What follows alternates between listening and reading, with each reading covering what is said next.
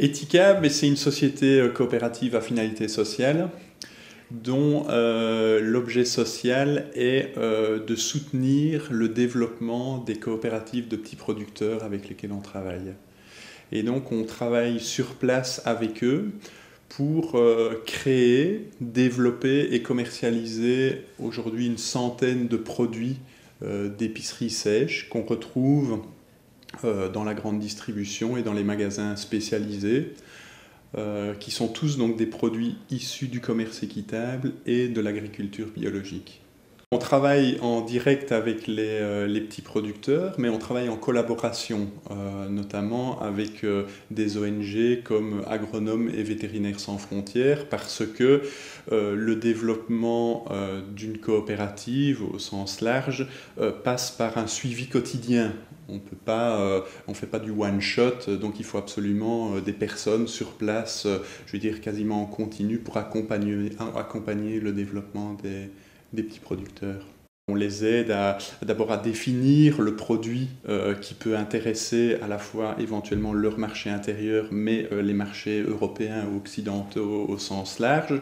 On travaille avec eux pour l'amélioration de leur processus, pour mettre au point des recettes, mais d'une manière générale pour qu'ils puissent eux-mêmes créer et maintenir chez eux une plus-value sur leurs produits.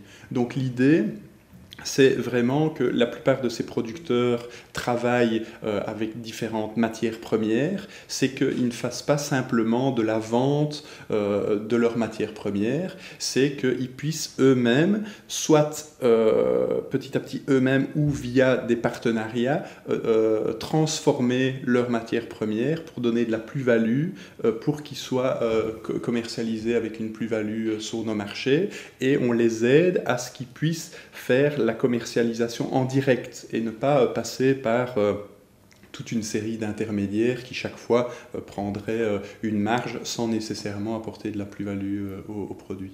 L'enjeu, c'est que petit à petit, ces organisations puissent prendre la totalité de leur développement en main.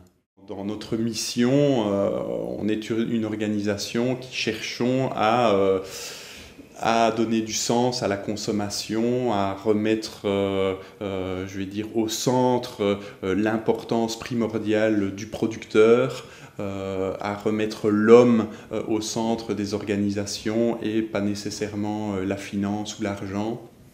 Donc l'éthique, oui, est vraiment fondamentale. C'est vrai qu'on fait venir des produits de loin. Après, on essaye d'être en cohérence. C'est-à-dire du café, par exemple, il vient nécessairement de loin. Donc, comment faire venir ce type de produit et comment faire en sorte que l'impact environnemental soit le plus léger possible.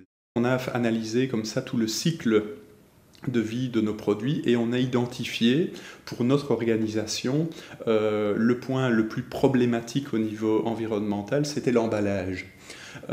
Et donc on a sur chacune de nos filières, on travaille un emballage plus respectueux de l'environnement. Après, c'est toujours bien évidemment un compromis.